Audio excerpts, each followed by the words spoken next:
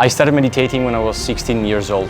Now I'm 23 and I see that the hidden catalyst behind the biggest leaps in personal growth has been meditation. For me, it's been the internal support system to overcome challenges, to manage doubt and judgment from others, deal with breakups, expectations from family. But also it helped me deepen connections with humans I have around. It enriched travel, experiences, and the general quality of life. Honestly, it's made life increasingly more fulfilling for me. So today I want to share with you a very personal way of meditation and how I live meditative states. I'm not a teacher or a crazy practitioner. I think I found, though, a simple way of using meditation to increase the quality of life, and I simply want to share it.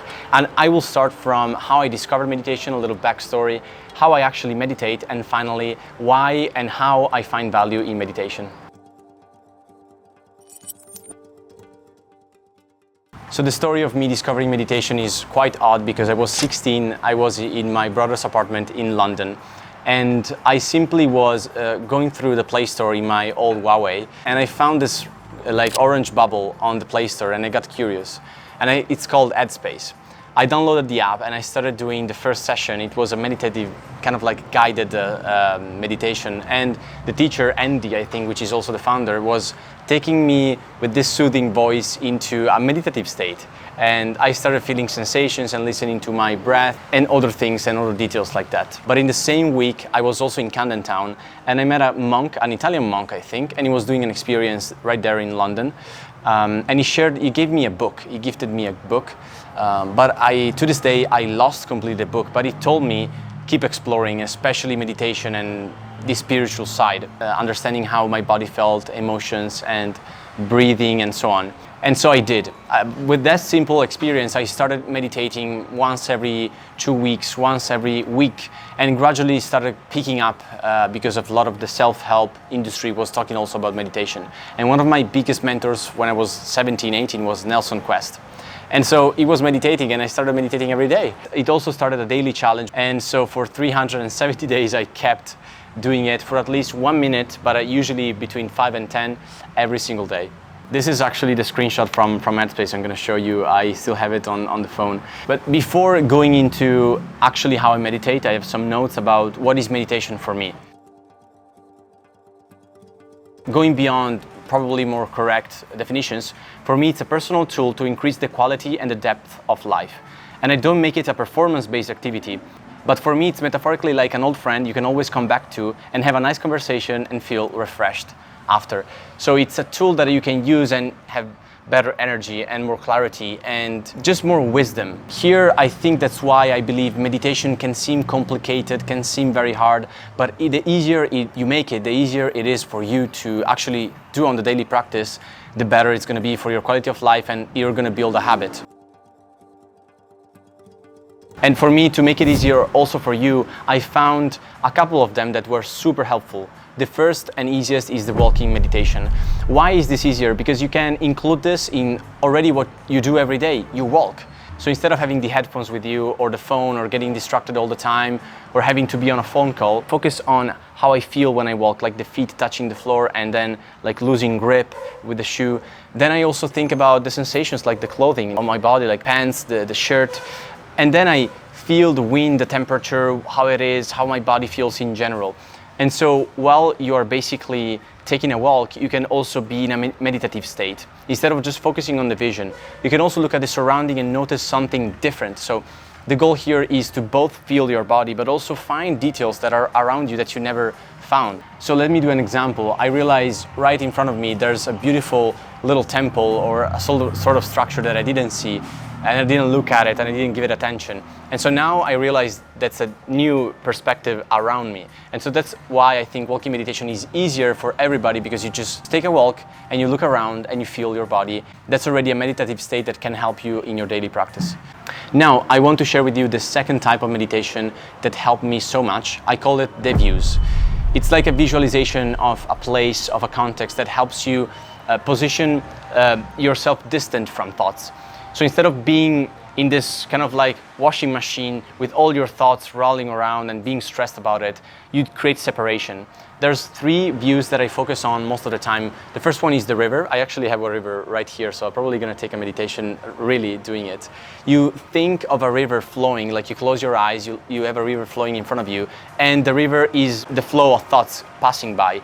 But you're sat on a bench and you're distanced from it, and the more you observe and you don't get dragged by thoughts that are in the river, in the current, the more you come back to the bench, to your feelings, to how you feel, and you observe the thought but you let it go. You come back to a body feeling, you come back to the breathing, you come back to something that is just an anchor, and I'll explain later which anchors I use. The better the experience is going to be, because you're going to keep going and letting the thoughts go by, and this is going to help you manage stressful times.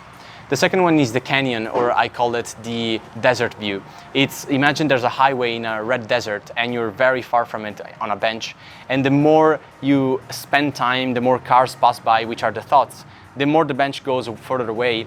It's basically this red desert at dawn where you see the highway going further and further away from you. And at the end, you feel a lot of distance between all of the rumbling and the thoughts and the worries you have in your life. And the third one is the simplest, it's the sky. You close your eyes, you think of the clouds, and the clouds are just thoughts passing by, and you observe the blue sky clearing out, and gradually the weather improves. So that's the three views that I use to be in a meditative state very quickly when I just sit on a bench or on a chair. And that's really clearing out a lot of thoughts and calming my breath, my mind, my body. Now, the most important element between all of meditation, if you go easy, hard, complex, I think it is the patience. Because I realize one of the most important pillars is that you have to always come back to the anchor, the breath, the feeling of the feet when you walk, the expansion of the chest, the nostril when you breathe and you feel the air. You always come back to the anchor, even if you have to try to be patient and always come back to the focus. So it's kind of like a loop. It's not linear, it's more like you keep coming back and you accept that you have to come back. And this helps you not have the expectation that meditation has to be perfect and you have to nail it the first time that you do it. And when you get into meditation, everything is smooth. It's not the point. That's not the point, I think. And that's also why I think I found value in meditation, because it helps me understand how impatient we are as humans and as animals. Now, to summarize for you, I simply use the basic tools of meditation: feeling the touch, feeling the breath and expansion of the body. So the breath expands your chest and also your abdomen, and there's a lot of movement that happens, and so focusing on that is really helpful. Sensations like clothing moving or on top of you, like now I feel the shirt, the pants, my shoes, the socks. Feeling sensations like the temperature. Right now it's really hot right here, so I feel I'm sweating, I feel the temperature, but now there's this beautiful breeze coming through. Hearing what is around me, I hear the road, I hear the people, I hear birds chirping, there's a lot of stuff happening.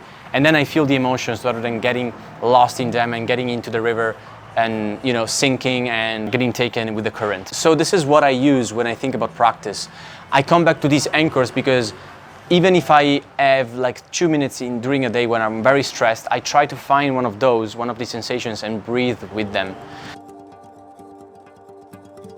Now, I use a multitude of these tools to find the most value. I think meditation shouldn't be an isolated practice that just happens throughout the day, but it can be embedded and included in what you do every day, during work, when you go travel, when you are with friends, in situations with family, in an argument. There are so many opportunities where I see people, they don't fucking use meditation. They just meditate after, or they meditate before, and they don't find the value that is embedded in meditation, which is you can use it now.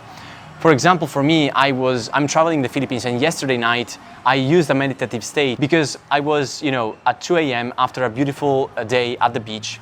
I got back with the motorbike towards my accommodation, and there was an empty road. Everything was dark. I had one earplug with Italian music. I felt the wind, I was going fast, and the level of freedom that I felt was insane. And so what I felt the sensations of the body. I thought about the music and the feeling behind it, and I just started grappling on all of the little details, and now I have a very intense memory that expands the time of that experience and improves it so much.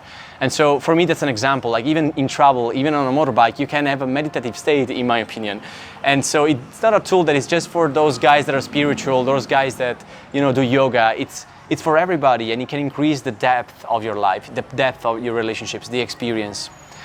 And there was a quote that I don't know where I read it, but it says, what you don't realize when you're young, it's always the good old days. And for me, the question that is really important is, how can I expand the perception of time and the quality of an experience in the easiest way possible? And I think the answer is awareness, but especially I think it is how many details you stored in your mind and in your memory. Now, the three interesting effects of meditation that I don't see a lot of people talking about: time expansion. I think meditation helps you make new experiences feel longer when you look back to them. When you have memories, you hold on a lot more detail.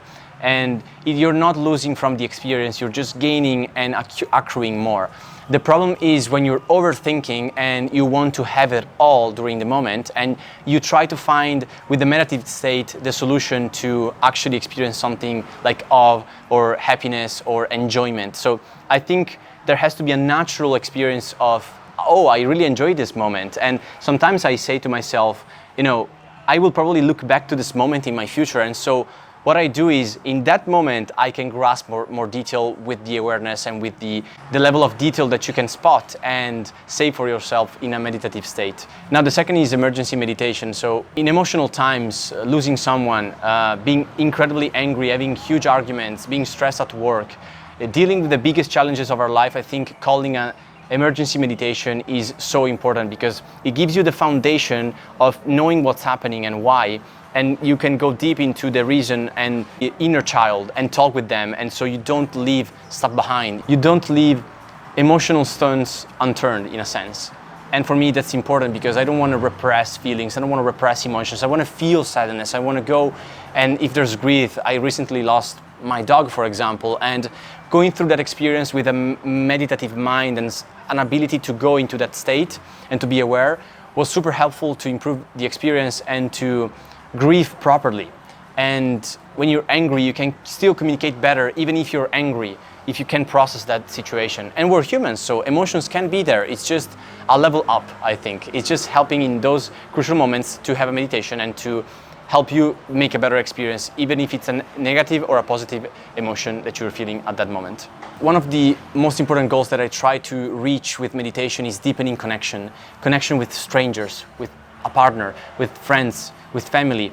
Because when you're getting into meditation, you're getting into the world of processing emotions, and that brings, I think, a level of emotional intelligence that you can't get anywhere else. You can engage in conversations, but you can do it without considering what you're saying, what the other party is saying. And awareness, which I think, a shortcut to awareness is meditation or a meditative state, I think can bring you so much value to you. You can have better relationships, you can have better communication, you can be a better listener, a better partner, you can be so much more. And at the same time, you can learn so much from others. You can empathize easier with people. You don't just judge them, put them in the corner. You welcome them. You are welcoming and warm to them. And so that, I think, increases the likelihood of success in any situations with humans, in any type of relationship. And for me, that's why I still choose to meditate and still get back to it, because I have a responsibility to deal with my emotions and my emotional luggage, but also help others do the same, and at the same time unify because of that experience. So I wanted to wrap up by saying that,